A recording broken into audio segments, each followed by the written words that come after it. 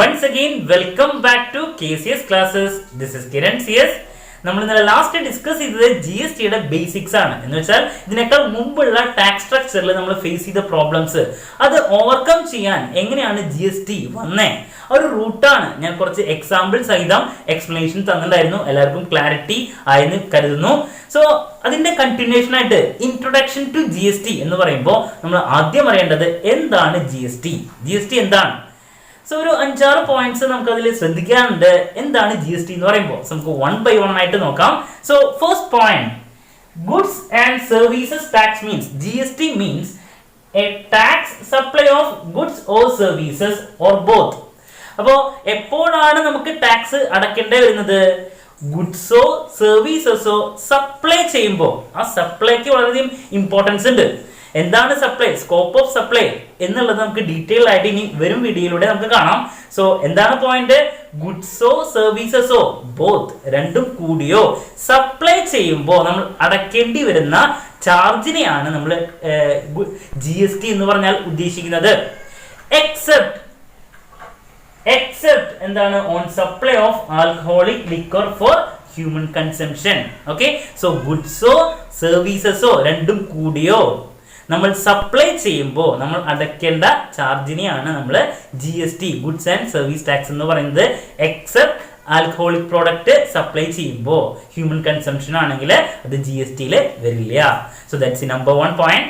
അതിന്റെ ആർട്ടിക്കിൾസ് ആയിട്ട് പറഞ്ഞിട്ടുള്ളത് article 366(12)(a) of constitution of India. Clear? So that's number 1 point. Number 2, GST is a value added tax levy on sale or services or both. വളരെ important ആയ ഒരു point ആണ്. GST is a value added tax. ഞാൻ ഇന്നലത്തെ വീഡിയോയിൽ വളരെ correct ആയിട്ട് discuss ചെയ്തിട്ടുണ്ടായിരുന്നു എന്താണ് വാല്യൂ ആഡഡ് ടാക്സ്. വാറ്റ് എന്ന് പറയുന്ന ഒരു കൺസെപ്റ്റ് ആണ്. ഇപ്പോ ഒരു മാനുഫാക്ചറർ ഒരു പ്രോഡക്റ്റ് പ്രൊഡ്യൂസ് ചെയ്തു. ആ മാനുഫാക്ചർ പ്രൊഡ്യൂസ് ചെയ്തതിന് ശേഷം അത് ഹോൾസെയിലർക്ക് കൊടുക്കുന്നു, ഹോൾസെയിലർ അത് കൺസ്യൂമർക്ക് കൊടുക്കുന്നു. ഇന്നലെ ഞാനൊരു എക്സാമ്പിൾ പറഞ്ഞിട്ടുണ്ടായിരുന്നു. സോ അവിടെ വാറ്റിന്റെ ഇമ്പോർട്ടൻസ് എന്താണ് ഞാൻ ഒന്നും കൂടി ഓർമ്മിപ്പിക്കുകയാണെങ്കിൽ, ആ ഒരു എക്സാമ്പിൾ ഒന്നും കൂടി പറയുകയാണെങ്കിൽ, ഓൾറെഡി ഒരു മാനുഫാക്ചറർ ഒരു പ്രോഡക്റ്റ് പ്രൊഡ്യൂസ് ചെയ്തു, അതിനുശേഷം അത് ഹോൾസെയിലറിലോട്ട് പോയി, ദെൻ അത് കൺസ്യൂമറിലോട്ട് എത്തുന്നു. ഇവിടെ ഇതിനേക്കാൾ മുമ്പ് ഉണ്ടായിരുന്ന ഒരു പ്രോബ്ലം ഓവർകം ചെയ്തിട്ടാണ് GST വന്നേ. അപ്പൊ ഇതിനേക്കാൾ മുമ്പുള്ള ടാക്സ് സ്ട്രക്ചറിലും നമ്മൾ ഫോളോ ചെയ്തൊരു കൺസെപ്റ്റ് ആണ് വാറ്റ്. അപ്പൊ എന്താണ് വാല്യൂ ആഡഡ് ടാക്സ് എന്ന് പറയുമ്പോൾ? ഒരു കാരണവശാലും ടാക്സ് ഇമ്പോസ് ചെയ്യാൻ പാടില്ല. ആക്ച്വൽ വാല്യൂമെ ആഡ് ചെയ്തിട്ടുള്ള വാല്യൂമെ മാത്രമേ നമ്മൾ ടാക്സ് ഇമ്പോസ് ചെയ്യാൻ പാടുള്ളൂ. എന്ന് വെച്ചാൽ നമ്മൾ 100 രൂപയാണ് ഒരു പ്രോഡക്റ്റ് മാനുഫാക്ചർ പ്രൊഡ്യൂസ് ചെയ്യുമ്പോൾ വരണമെങ്കിൽ അതുമ്പോൾ നമ്മൾ ടാക്സ് എന്ത് ചെയ്യുന്നു? ചാർജ് ചെയ്യുന്നു. എത്ര പെർസെന്റേജ്? ഫോർ എക്സാമ്പിൾ ഒരു 10% എങ്കിൽ 10% ടാക്സ് നമ്മൾ ചാർജ് ചെയ്യണു എങ്കിൽ ഇവിടേക്ക് പോകുമ്പോ എത്രയായിരിക്കും? അത് 110 ആയിരിക്കും. ഓക്കെ, അപ്പൊ 110 ചാർജ് ചെയ്യുന്നു ഹോൾസെയിലറുടെ കയ്യിൽ നിന്ന്. ബട്ട് ഒരു കാരണവശാലും ഈ 110 വീണ്ടും കൺസ്യൂമർക്ക് ഈ പ്രോഡക്റ്റ് പോകുമ്പോ ചാർജ് ചെയ്യാൻ പാടില്ല. അപ്പൊ 100 രൂപ പ്രോഡക്റ്റ് 10% ചാർജ് ചെയ്യുമ്പോൾ ഹോൾസെയിലർക്ക് 110 രൂപയാണ് അവിടെ വരുന്നത് എന്ന് കരുതി ഈ ഹോൾസെയിലർ വീണ്ടും 110 10% ചാർജ് ചെയ്യരുത്. ഇതാണ് ശ്രദ്ധിക്കേണ്ടത്. വാറ്റ് എന്ന് പറയുമ്പോൾ ഉദ്ദേശിക്കുന്നത്, വാല്യൂ ആഡഡ് ടാക്സ് എന്ന് പറയുമ്പോൾ ഇവിടെ ഉദ്ദേശിക്കുന്നത് ഈ പറയുന്ന 100, ആ 100 തന്നെ എന്ത് ചെയ്യുക? ആദ്യം എടുക്കുക. ഈ 100 ഹോൾസെയിലർക്ക് ആഡ് ചെയ്യാനുള്ള മാർജിൻ മാത്രം ആഡ് ചെയ്യുക. എന്ന് വെച്ചാൽ 100 പ്ലസ് ഈ പറയുന്ന ഹോൾസെയിലർ ഒരു 20 rupees കൂടി ആഡ് ചെയ്യുന്നു മാർജിൻ ആയിട്ട്. സോ എത്രയായി? Total is equal to 120. Okay, ഈ 120 10% ചാർജ് ചെയ്യാനാണ് പറയുന്നത്. നോട്ട് എത്ര? 110 ചാർജ് ചെയ്യരുത്. എത്ര? 100. ഈ കിട്ടിയ പ്രോഡക്റ്റിന്റെ ആക്ച്വൽ വാല്യൂ എടുക്കുക, അതിന്റെ കൂടെ ഹോൾസെയിലർക്ക് ആഡ് ചെയ്യേണ്ട മാർജിൻ ആഡ് ചെയ്യുക. അപ്പൊ 120 ആയി. ആ 120 10% ആഡ് ചെയ്യൂ. സോ എത്രയാണ്? 12 rupees ആണ് വരുന്നത്. So 120 plus 12 is equal to ഇവിടെ 132 രൂപയാണ് കൺസ്യൂമറുടെ കയ്യിൽ ഈ പ്രോഡക്റ്റ് എത്തുമ്പോൾ വരാം. ഒരു കാരണവശാലും നമ്മൾ ഇവിടെ 100 പകരം 110 പോകരുത്. അതാണ്. അപ്പോ അത് വാല്യൂ ആഡഡ് ടാക്സിന്റെ കൺസെപ്റ്റിന് എഗെയിൻസ്റ്റ് ആയി. അപ്പൊ ഇവിടെ എന്താണ് വാല്യൂ ആഡഡ് ടാക്സ് എന്ന് പറയുമ്പോൾ ഉദ്ദേശിക്കുന്നത്? GST വാറ്റിന്റെ കൺസെപ്റ്റ് നമ്മൾ ഫോളോ ചെയ്യുന്നുണ്ട്. അപ്പൊ വാറ്റ് കൺസെപ്റ്റ് എന്താണ്? ആക്ച്വൽ വാല്യൂ മാനുഫാക്ചറർ പ്രൊഡ്യൂസ് ചെയ്ത ആ വാല്യൂ അതിന്മേ ടാക്സ് നമ്മൾ ഇമ്പോസ് ചെയ്യും ഹോൾസെയിലർക്ക് പോകുമ്പോ. പക്ഷേ ആ ടാക്സ് ഇമ്പോസ് ചെയ്യുമ്പോൾ 100 + 10 എന്ന് പറയുമ്പോൾ 110 ആവും. ആ 110 വീണ്ടും ഹോൾസെയിലർ എമൗണ്ട് അല്ലെങ്കിൽ ടാക്സ് വീണ്ടും ചാർജ് ചെയ്യരുത്. ആക്ച്വൽ വാല്യൂ എത്രയാണോ അതിന്റെ കൂടെ ഹോൾസെയിലർക്ക് ആഡ് ചെയ്യേണ്ട വാല്യൂ, ആ വാല്യൂമ മാത്രം നെക്സ്റ്റ് ടാക്സ് ഇമ്പോസ് ചെയ്യാനാണ് പറയുന്നത്. അപ്പോഴാണ് 100 + ആഡഡ് വാല്യൂ 120 അതുമ്മ ടാക്സ് ചെയ്യും. അതാണ് വാല്യൂ ആഡഡ് ടാക്സ് എന്ന് പറയുന്നത്. ഓക്കെ, സോ അങ്ങനെ ആകുമ്പോഴാണ് 132 രൂപയ്ക്ക് അവിടെ ടോട്ടല് കൺസ്യൂമറുടെ കയ്യിലേക്ക് പോകുമ്പോൾ വാല്യൂ വരുന്നത്. So this is VAT concept, value added tax concept. അപ്പൊ GST ഇവിടെ പറയുന്ന രണ്ടാമത്തെ പോയിന്റ് എന്താ? GST is a value added tax levy charge on sale or services or both. Clear? അപ്പൊ വാറ്റ് കൺസെപ്റ്റ് കറക്റ്റ് ആയിട്ട് ഫോളോ ചെയ്തിട്ടുള്ളതാണ് GST-ല്. Clear? So that's in second important point. എല്ലാവർക്കും ക്ലാരിറ്റി കിട്ടിയെന്ന് വിചാരിക്കുന്നു. ഇനി മൂവിംഗ് ടു തേർഡ്, നമുക്ക് കളയാം. മൂവിംഗ് ടു തേർഡ് പോയിന്റ്, മൂന്നാമത്തെ പോയിന്റ് ആയിട്ട് പറയുന്നത് GST is a destination based consumption tax. GST is a destination based consumption tax. വളരെ ഇമ്പോർട്ടന്റ് ആയിട്ടുള്ള വേറൊരു പോയിന്റ് ആണ്. ബിക്കോസ് ഇതിനേക്കാൾ മുമ്പത്തെ ടാക്സ് സ്ട്രക്ചറിൽ, ദാറ്റ് മീൻസ് 1st July 2017 മുമ്പത്തെ ടാക്സ് സ്ട്രക്ചറിൽ ഡെസ്റ്റിനേഷൻ ബേസ്ഡ് അല്ല ടാക്സ് പോവാറ്. ഫോർ എക്സാമ്പിൾ, ഇതിനേക്കാൾ മുമ്പത്തെ ടാക്സ് സ്ട്രക്ചർ ആണെങ്കിൽ കേരളത്തിൽ നിന്ന് ഹൈദരാബാദിലേക്ക് ഒരു പ്രോഡക്റ്റ് പോവാണെങ്കിൽ ടാക്സ് നമ്മൾ ചാർജ് ചെയ്യുന്നത് എവിടെ നിന്നാണോ പ്രോഡക്റ്റ് മൂവ്മെന്റ് സ്റ്റാർട്ട് ചെയ്യുന്നത് അവിടെയാണ് ടാക്സ് ചാർജ് ചെയ്യാറ്. കേരളത്തിൽ നിന്ന് ഹൈദരാബാദ് ആണെങ്കിൽ കേരളത്തിലാണ് ടാക്സ് ചാർജ് വരാറ്. പക്ഷേ GST is a destination based consumption tax. കേരളത്തിൽ നിന്ന് ഹൈദരാബാദിലോട്ട് പോകുമ്പോൾ കൺസംഷൻ നടക്കുന്നത് എവിടെയാണ്? ഹൈദരാബാദിലാണ്. സോ ഹൈദരാബാദിലാണ് ടാക്സ് നമ്മൾ ചാർജ് ചെയ്യേണ്ടത്. സോ അതുകൊണ്ടാണ് പറയുന്നത് GST is a destination based consumption tax. എവിടെ നിന്നാണ് സ്റ്റാർട്ട് ചെയ്യുന്നത് അവിടെയായിരുന്നു ടാക്സ് ഇതിനേക്കാൾ മുമ്പത്തെ ടാക്സ് സ്ട്രക്ചറിൽ നമ്മൾ ഇമ്പോസ് ചെയ്യാറ്. But here it's changed. Here it is destination based consumption tax. വളരെ ശ്രദ്ധിക്കേണ്ട ഒരു പോയിന്റ് ആണ് പ്രോബ്ലത്തിലൊക്കെ ചെയ്യുമ്പോൾ. Okay, so that's a third important point. Moving to fourth important point, നമ്മൾ ഇന്നലെ ഡിസ്കസ് ചെയ്തൊരു കാര്യമാണ്. GST offers comprehensive and continuous chain of tax credit. Comprehensive and continuous chain of tax credit നമ്മൾ ഇന്നലെ ഡിസ്കസ് ചെയ്തൊരു കാര്യമാണ്. മാനുഫാക്ചറർ ഹോൾസെയിലർക്ക് ഒരു product വിൽക്കുന്ന സമയത്ത് അവിടെ ഹോൾസെയിലർ ഒരു 10 രൂപ, നേരത്തെ നമ്മുടെ എക്സാമ്പിൾ പറഞ്ഞിട്ടുണ്ടായിരുന്നു, മാനുഫാക്ചറർ ഹോൾസെയിലർക്ക് പ്രോഡക്റ്റ് കൊടുക്കുന്ന സമയത്ത് ലാസ്റ്റ് എൻ കസ്റ്റമർക്ക് പോകണം കൊടുക്കുന്ന സമയത്ത് 100 രൂപയുടെ പ്രോഡക്റ്റുമേ 10% ടാക്സ് ഇമ്പോസ് ചെയ്യുന്നുണ്ട്. ദെൻ ഇവിടേക്ക് എത്തുമ്പോ 110 രൂപയ്ക്കാണ് ഈ പറയുന്ന ഹോൾസെയിലർ മേടിക്കുന്നത്. ദെൻ ഗവൺമെന്റ് ഉറപ്പ് കൊടുക്കുകയാണ് ഈ പറയുന്ന ടാക്സ് 10 രൂപ ഇവിടെ അടച്ചു എന്ന് പറയുന്നുണ്ട് ആര്? ഹോൾസെയിലർ. ഈ പറയുന്ന ടാക്സിനെ പറയുന്ന പേരാണ് ഇൻപുട്ട് ടാക്സ്. ഇൻപുട്ട് ടാക്സ് ഇന്നലെ പറഞ്ഞാണ് നമ്മൾ 10 രൂപ, 110 രൂപയിൽ 10 രൂപ എന്ന് പറയുന്നതാണ് ഇൻപുട്ട് ടാക്സ്. അപ്പോ ഓൾറെഡി ഹോൾസെയിലർ അടക്കുന്ന ഈ 10 രൂപ ഇൻപുട്ട് ടാക്സ് കൺസ്യൂമറുടെ കയ്യിലേക്ക് എത്തുമ്പോ നേരത്തെ പറഞ്ഞ എക്സാമ്പിൾ തന്നെയാണെങ്കിൽ 110 ഇവിടെ ചാർജ് ചെയ്യാൻ പാടില്ല. നമ്മൾ വാറ്റ് ഫോളോ ചെയ്യുമ്പോൾ ഹോൾസെയിലർ 100 രൂപ ചാർജ് ചെയ്യുക. ദെൻ പ്ലസ് 20 റുപ്പീസ് മാർജിൻ ഇട്ടു, അപ്പോ 120 ആയി. ദെൻ അതുമ്മേ 10% അഡീഷണൽ വരുന്നു. അങ്ങനെയാണ് 132 വരുന്നത് കൺസ്യൂമർക്ക്. സോ ഇതിൽ 12 റുപ്പീസ് ആണ് കൺസ്യൂമർ ബാഡ് ചെയ്യേണ്ട ടോട്ടൽ ടാക്സ് എമൗണ്ട് എന്ന് പറയുന്നത്. ദെൻ ഗവൺമെന്റ് ഉറപ്പ് കൊടുത്തിട്ടുള്ളതാണ് ഈ പറയുന്ന 10 രൂപ ഇൻപുട്ട് ടാക്സ്. ഈ ടാക്സിനെ പറയുന്ന പേരാണെന്ത്? Output tax.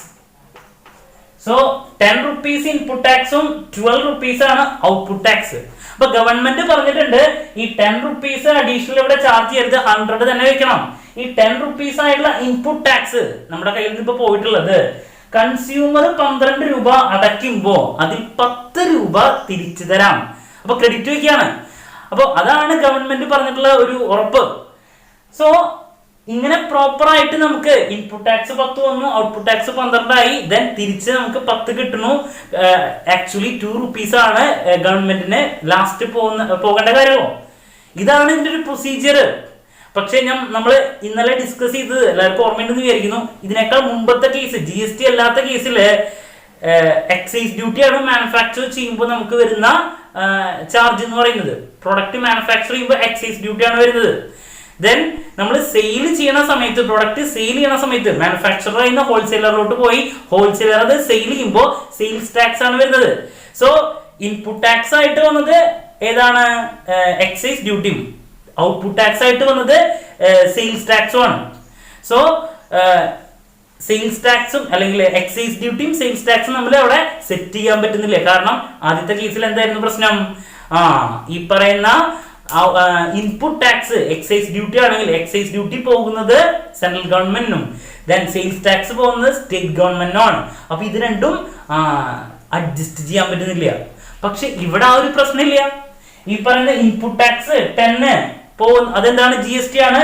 ഔട്ട്പുട്ട് ടാക്സ് 12 പോകുന്നതും GST ആണ്. അപ്പൊ GST ആയിട്ട് ഈസിലി ഇൻപുട്ട് ടാക്സും ഔട്ട്പുട്ട് ടാക്സും നമ്മൾ ഈസിലി അഡ്ജസ്റ്റ് ചെയ്യാം. സോ അതുകൊണ്ടാണ് ഫോർത്ത് പോയിന്റ് പറയുന്നത് GST offers comprehensive and continuous chain of tax credit, no problem. ഈ പറയുന്ന 10 രൂപ ക്രെഡിറ്റ് തരുന്നത് ഔട്ട്പുട്ട് ടാക്സ് പോയി കഴിഞ്ഞാൽ അപ്പൊ തന്നെ തിരിച്ചു കിട്ടുന്നു. Okay, so that's the fourth important point, continuous chain of അല്ലെങ്കിൽ comprehensive chain of tax credit. Clear? Moving to fifth important point, അഞ്ചാമത്തെ പോയിന്റ് ആയിട്ട് വരുന്നത് GST burden borne by final consumer. GST എന്ന് പറയുന്നത് ആക്ച്വലി ബെയർ ചെയ്യേണ്ട വര final consumer മാത്രമാണ്. അതെങ്ങനെയാണ്? നമ്മൾ നേരത്തെ പറഞ്ഞ എക്സാമ്പിൾ തന്നെ ഒന്ന് ഫോളോ ചെയ്യുകയാണെങ്കിൽ കറക്റ്റ് ആയിട്ട് മനസ്സിലാക്കാൻ പറ്റും. എങ്ങനെയാ? മാനുഫാക്ചറർ, ഹോൾസെയിലർ, കൺസ്യൂമർ, ഇതാണ് പോക്ക്.